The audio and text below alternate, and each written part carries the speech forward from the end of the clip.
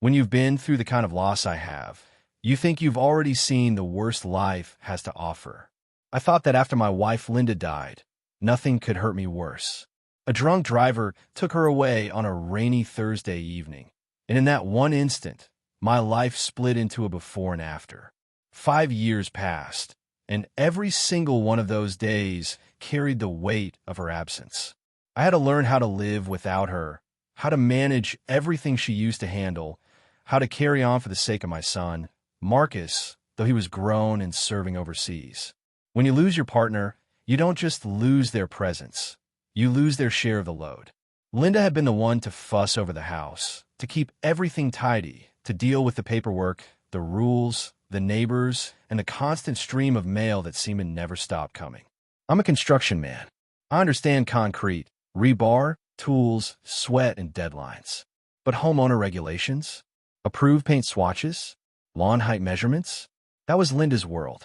And without her, I was a one-armed man trying to juggle. The HOA didn't make things easier. In fact, they seemed determined to make my life a living hell.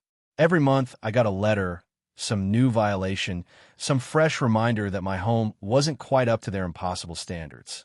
My mailbox was 2 inches too short. My fence stain didn't match the approved palette. They said my rose bushes weren't an approved variety, as if flowers should need a pedigree. And every notice came with threats of fines, $500 a day, stacking up like bricks on my chest. On a construction foreman's salary, that kind of money wasn't just frustrating, it was dangerous. It could sink me. I was doing my best, I really was. But some battles you just can't fight alone. That's when she came into the picture. Laura Evans, our HOA president. The first time I saw her on my porch, she looked like she had stepped out of a lifestyle magazine. Perfectly styled hair, clothes so sharp, they probably cost more than my truck, and a clipboard tucked under her arm like a badge of authority. But it wasn't the clipboard that threw me off guard. It was the plate of fresh-baked cookies she carried and the smile that looked like kindness if you didn't look too closely.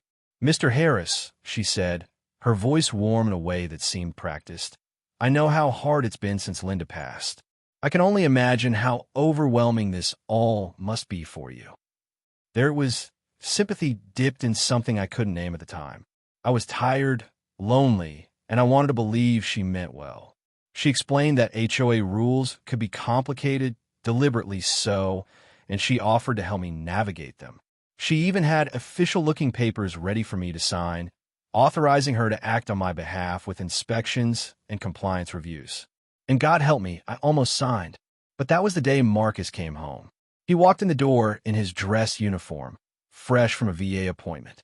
My son had served 2 tours overseas. He was steady, sharp-eyed, and carried himself like a man who had seen danger and lived to tell about it. I'll never forget the way his eyes locked onto Laura, scanning her clipboard, her body language, the entire situation.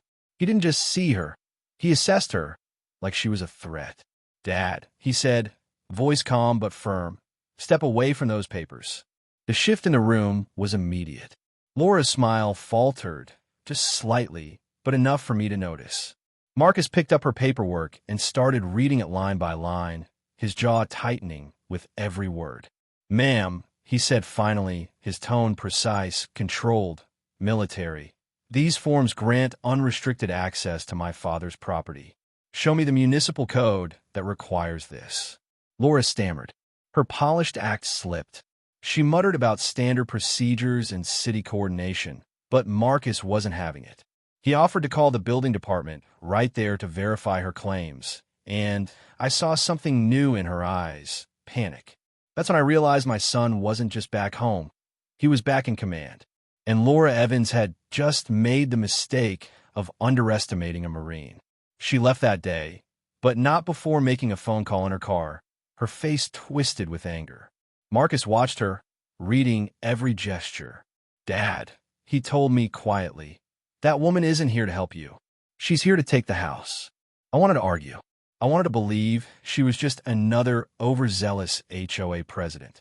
But deep down, I knew Marcus was right. It didn't take long for the truth to show itself.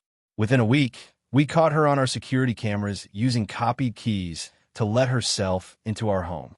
The first time I saw that footage, it made me sick to my stomach. She moved through my house like she owned it, taking pictures, loosening fixtures, creating hazards that she could later point to as violations.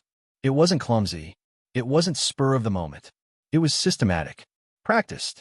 This woman had done it before. Marcus didn't waste time. He treated the situation like a mission. He pulled county records, tracked her financials, and uncovered the truth. Her house was on the brink of foreclosure.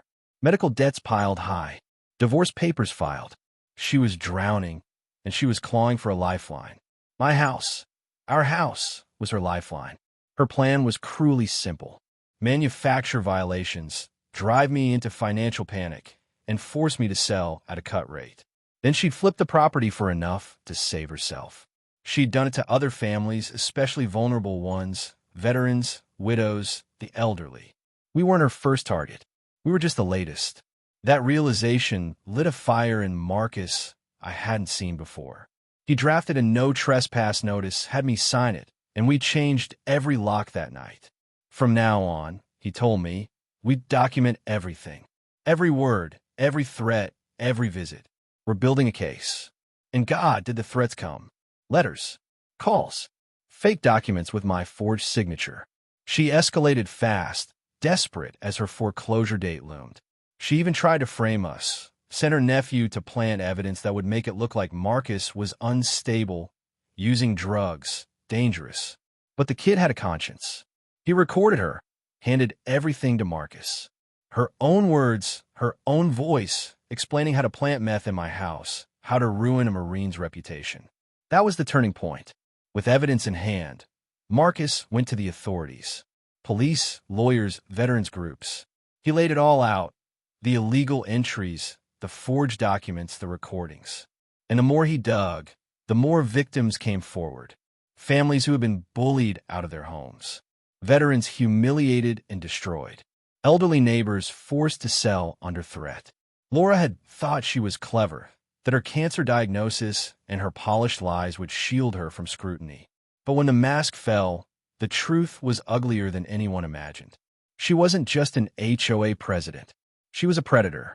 The neighborhood turned against her. Even her husband filed for divorce and cut ties publicly. The board called an emergency meeting, and Marcus walked in flanked by 24 veterans in full uniform, standing behind him in silent solidarity. It was a sight I'll never forget. Men and women who had served this country, united against a woman who had exploited their sacrifice. Laura tried one last desperate move. She filed a false police report, claiming Marcus had threatened her. But the evidence was ironclad. Our security cameras, her nephew's recordings, her forged documents, all of it painted the true picture.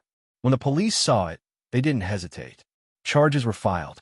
The day they hauled her away, I stood on my porch and watched my son at my side. I should have felt triumphant, but mostly I felt tired. Tired and wiser. Because it hit me then how close I'd come to losing everything Linda and I had built. All because I trusted someone who spoke softly and carried cookies instead of truth. But here's the life lesson I carry now. Grief makes us vulnerable, but it doesn't make us weak unless we let it. I've been stumbling through life, thinking I was too broken to fight. What I forgot was that resilience isn't something you find alone. It's something you share, something you lean on. My son reminded me of that. He brought me back into the fight. Laura Evans thought she could break a widowed construction worker.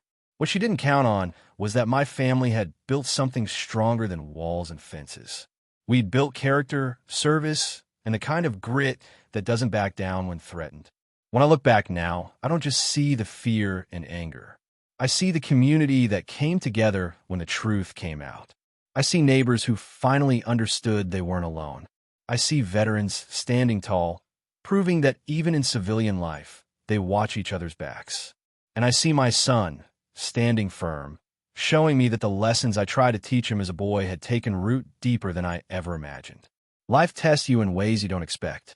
Sometimes those tests come in the form of tragedy, sometimes in the form of betrayal, and sometimes they show up wearing a polished smile and holding a clipboard.